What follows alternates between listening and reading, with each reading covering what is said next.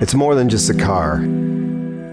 I kind of think of it as a symbol of the strength and the courage and the wisdom that my father stood for.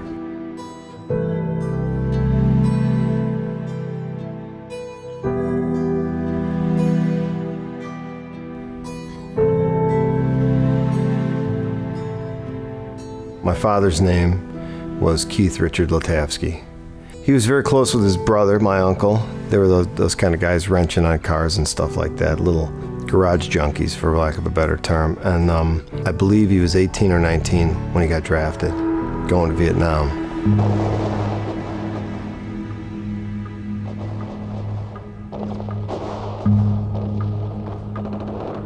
And he went through a lot there, you know, a lot of firefights that he went through. I mean, he did say, he goes, the jungle was so thick there that you could be 10 feet away from somebody and you wouldn't even see him. So, from some extent, it was good that they dropped the Agent Orange to kill the stuff. In hindsight, not so good. The next day, they're walking through a jungle that's completely dead, and there was a very large firefight, and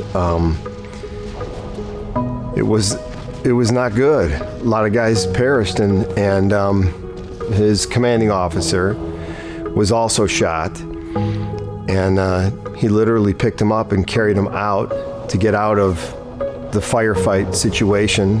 His officer was put on a helicopter. The helicopter was either shot down or crashed, and that was one of the things that he really struggled with a lot. Fortunate for us that he came out of there a survivor. For him, he had a lot of regrets that someone else didn't come home in his place instead of him. When he was in Vietnam, he was actually sending money back to his family in Lyle to save for this car. The car was always kept in a garage, and it was always covered. And when he parked it, he would put jacks under each corner, a little piece of carpet, and he would jack the car up to take the weight off the tires and the springs and the shocks. So it was stored like that, and he would cover it up with the softest bed sheets he could find.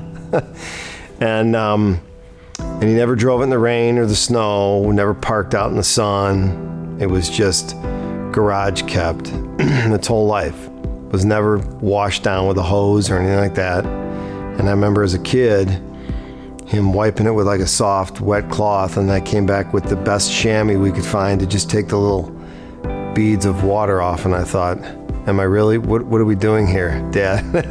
This is clean. We're cleaning a clean car. Why are we doing this, you know? But he took care of it like it was his sixth child.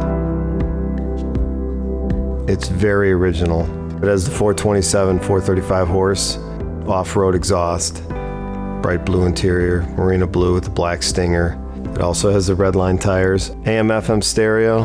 For some reason, he wanted power windows. It's got a little over 8,500 miles on it.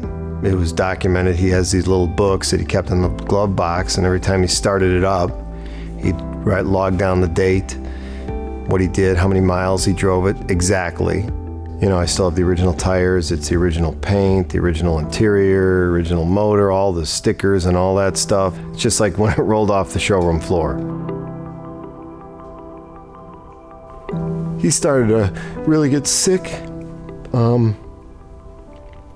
pretty badly. I mean, he was struggling right after he got out of Vietnam, and it was on and off through our whole childhood. He was up and down with different cancer and chemotherapy and radiation, and he did not want to be in the hospital, and he knew he didn't want to die in a hospital.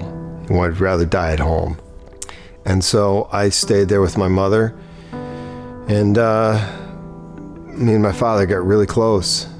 It was tough to watch this happen to someone you love so dearly. I think he saw that I would hang on to the car for a long time.